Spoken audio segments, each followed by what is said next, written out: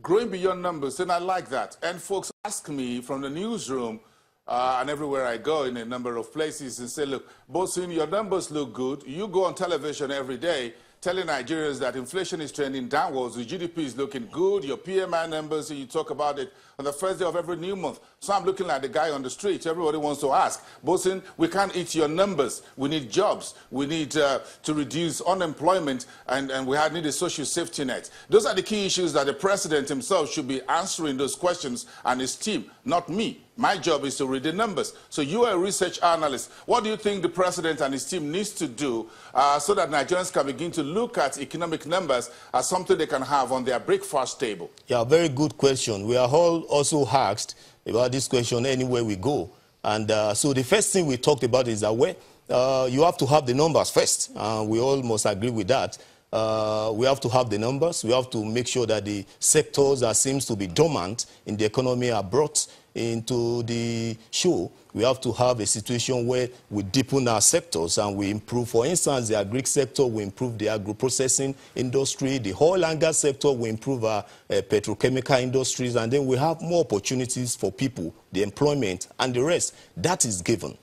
But the next question is, what plan or policy are we putting in place to address this serious problem of unemployment and underemployment, which happens to be around 40%? And so if the trend continues, you may have to have something like 50% of the Nigerian labor force who are trying to look for a job and they don't have it. So we now say the government should continue first and foremost with this business, ease of doing business that the vice president is trying to improve, and that we are seeing some good signals. But beyond that, we need to start looking at the social issues. We need to start looking at this, the safety net. We need to start looking at how do we get people improved in skills. Many people are well educated, but they are weak when it comes to the industrial skills. We recommend that the government also collaborate with the private sector in making sure that this gap is bridged. These are the issues. We know it's going to take a very long time because these are very serious issues that we don't just tackle it. But if the government will try from now to look at these issues as they talk about the budget, as they talk about the politics, if we start looking at what is the government's expectation or plan to reduce unemployment this year, I think that would be very good. Yes. So will all of this you've said and put in a research report launched yesterday by the NESG, of course, the chairman and the director general of your think tank body, how will all of this flow into the NESG 2018 edition, which, of course, we expect to come anytime from August, September, around the third quarter and fourth quarter? Yeah. If you remember, every time we come up with a summit, we don't just touch one and then go. Everything is related. For instance, the 2017 talked about the employment, talked about the productivity, and this is like the extension, though we are looking at it in a very holistic manner.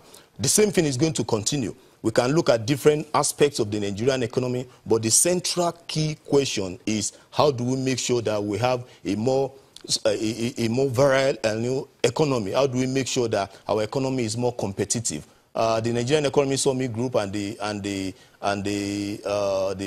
committees in charge of planning the summit are already looking into bringing in some of these key issues such that they will reflect in the next summit that we are having. If we keep maintaining this tempo, I want to believe that the government will know that this is a very good thing for them to consider. So when is the 2018 summit likely to hold, and what will be the centerpiece of it? Any idea? Yeah. For now, of course, the summit will always come out by the same period we had in 2017, but we, for now, don't have the exact topic or issue that we are considering. But I can tell you that whatever we are considering, we'll always look at how do we make the Nigerian economy to be more competitive, and how do we consider the social sector of the economy.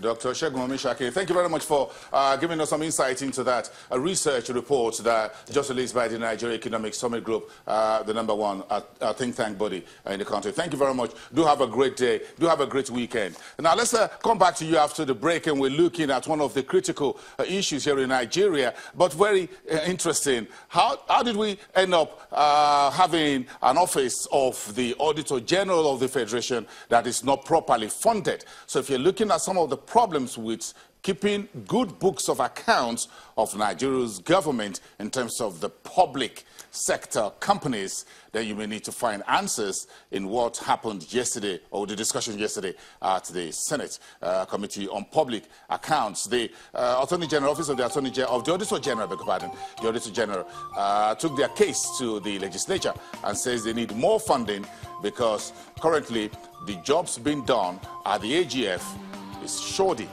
and that's one thing we need to think very critical about. Let's hear from the Senate Committee Chairman after the break. We're coming back.